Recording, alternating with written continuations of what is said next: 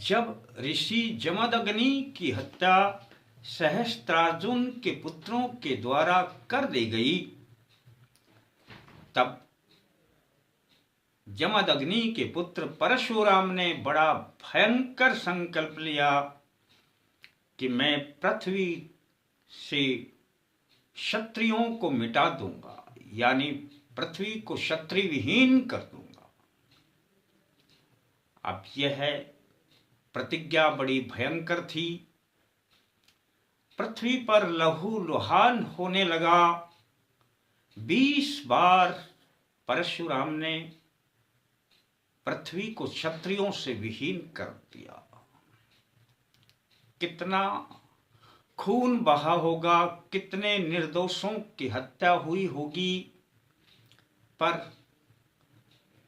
परशुराम का क्रोध था कि शांत होने को ही नहीं आता था। 21वीं बार जब वे फिर से क्षत्रियों को नष्ट करने के लिए चले, तब उन्होंने बहुत से क्षत्रियों को फिर से मृत्यु के घाट पहुंचा दिया। तब हनुमान जी के सामने यह निवेदन पहुंचा कि हे हनुमान जी, इस प्रकार से तो सृष्टि में भयंकर प्रलय आ जाएगा और निर्दोष लोगों की हत्या ये कैसे बर्दाश्त की जा सकती है।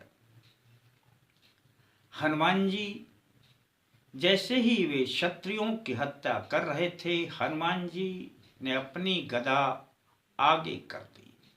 जब परशुराम का परसा हनुमान जी की गदा पर पड़ा, तब उन्हें एहसास हुआ कि नहीं, ये कोई क्षत्रिय नहीं। तब परशुराम बोले, हे वानर, तू मेरे रास्ते से हट जा। मेरी और तेरी कोई शत्रुता नहीं है, कोई दुश्मनी नहीं है, मुझे अपना काम करने दे।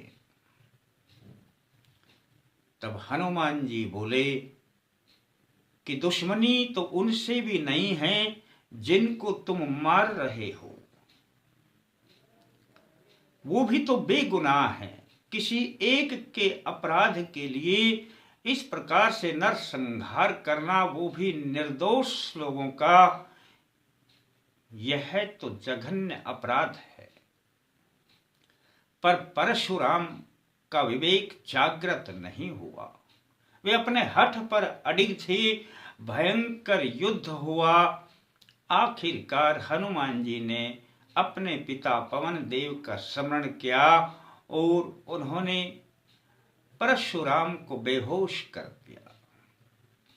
परशुराम को जब होश आता थोड़ा सा, तो बस वो यही कहते कि मैं सभी को यहां खत्म कर दूंगा, किसी को जिंदा नहीं रहने दूंगा, कोई क्षत्रिय पृथ्वी पर नहीं रहेगा, और वानर, मैं तुझे भी खत्म कर दूंगा। यानी कि इतना सब कुछ हो जाने के बाद भी उनके दिमाग में बस यही बात चल रही थी, जबकि वे बहुत बार हनुमान जी से परास्त होकर बेहोश होते रहे। आखिर हनुमान जी ने बहुत बार समझाने का प्रयास किया, परंतु परशुराम का विवेक जागृत नहीं हुआ। तब हनुमान जी ने अपने योग बल से देखा कि इसका कारण क्या है। तब उन्हें पता चला। तब वे पितृलोक को अपने सूक्ष्म शरीर के द्वारा चले गए। वहां के देव अर्यमा से प्रार्थना की कि हे देव, इनकी आत्माओं को निर्देश दें कि ये परशुराम का क्रोध शांत करें। सृष्टि में बहुत भारी प्रलय आ रही है।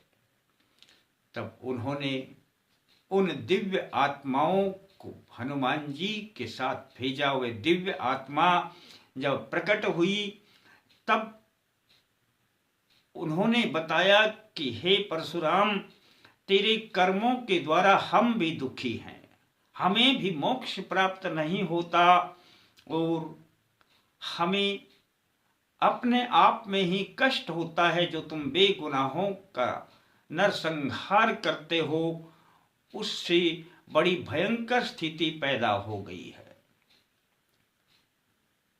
तब परशुराम का विवेक जागृत हुआ और उन्होंने कहा कि मैं आज से ही अपने संकल्प को तोड़ दूंगा। वे दिव्य आत्माएं तो चली गई, पर हनुमान जी प्रकट हुए और तब कहने लगे परशुराम कि हे वानर, आप हैं कौन? तब हनुमान जी ने कहा कि मैं वही हूं जिनकी तुम आराधना करते हो। और उसी समय पर वहां भगवान शिव प्रकट हो गए और भगवान शिव ने कहा, पुत्र, तुमने जो अपराध किया है वह बड़ा भयंकर है, परंतु अब इसका एक ही प्रायश्चित है कि आप अपने पितरों का फिर से तर्पण करें, उनको पिंड दान करें और जितनी मृत आत्माएं हैं उनके नाम से पिंड दान करें और तर्पण करें। तब परशुराम ने सभी का तर्पण और पिंड दान किया और उनकी आत्माओं को मुक्ति मिली। भगवान शिव के द्वारा यह बताया गया कि पिंड दान और तर्पण करने से सबसे अधिक पितृ प्रसन्न होते हैं, उनकी तृप्ति होती है और उनको मोक्ष प्राप्त होता है। दोस्तों, आज यही उपाय मैं आपको बताऊंगा और उपाय बड़ा आसान हुआ करता है। दोस्तों, आपने पिछली बार जब मैंने कहा कि आपसे लाइक और कमेंट्स करने के लिए, तो आपके ढेरों लाइक आए, मुझे बड़ा अच्छा लगा। और कमेंट्स में भी जय माता दी, जय सिया राम लिखें तो हमें अत्यंत प्रसन्नता होती है।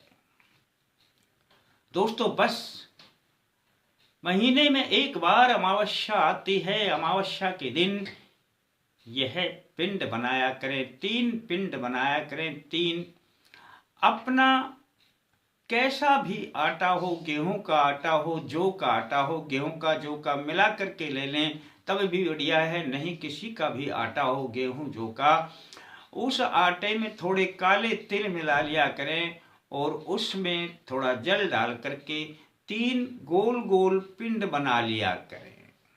बस दोस्तों, हो गया काम। एक जल का लोटा भर लिया करें और आपने बस करना क्या है कि अपने घर से बाहर कोई भी बड़ा पेड़ है उसके नीचे चले जाना दोस्तों, और यह वहां थोड़ा जल छिड़क करके पेड़ के नीचे दक्षिण की ओर मुख कर लेना। ये 3 पिंड वहां उनके नीचे रख देना और जल को छोड़ देना। धीरे धीरे करके जो जल भर करके ले गए हो उनको छोड़, जल को फिर छोड़ते हुए आपने इस मंत्र को 3 बार बोलना है। ओम सर्वेभ्यो पितृभ्यो अन्नम जलम समर्पयामि। ओम सर्वेभ्यो पितृभ्यो अन्नम जलम समर्पयामि। बस दोस्तों, 3 बार में थोड़ा थोड़ा करके जल को पूरा डाल दें। दोस्तों, यह काम अमावस्या को सुबह सुबह कर दिया करें नहा धो करके। और दोस्तों, कोई पेड़ के नीचे ना हो तो पीपल के नीचे भी कर सकते हैं। पीपल के नीचे कर दें, किसी बड़े वृक्ष के नीचे कर दें, दक्षिण की ओर मुख कर लिया करें। दोस्तों, अमावस्या को कभी रविवार पड़ता है तो पीपल के नीचे ना करना, दूसरे पेड़ के नीचे कर देना। इतनी सी ही तो बात है।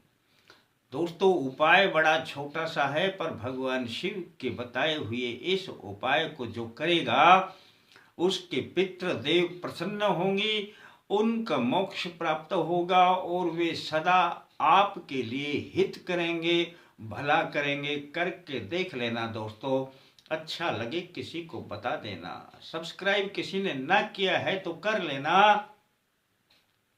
फिर मिलते हैं दोस्तों नए अंक के साथ, तब तक के लिए जय माता दी।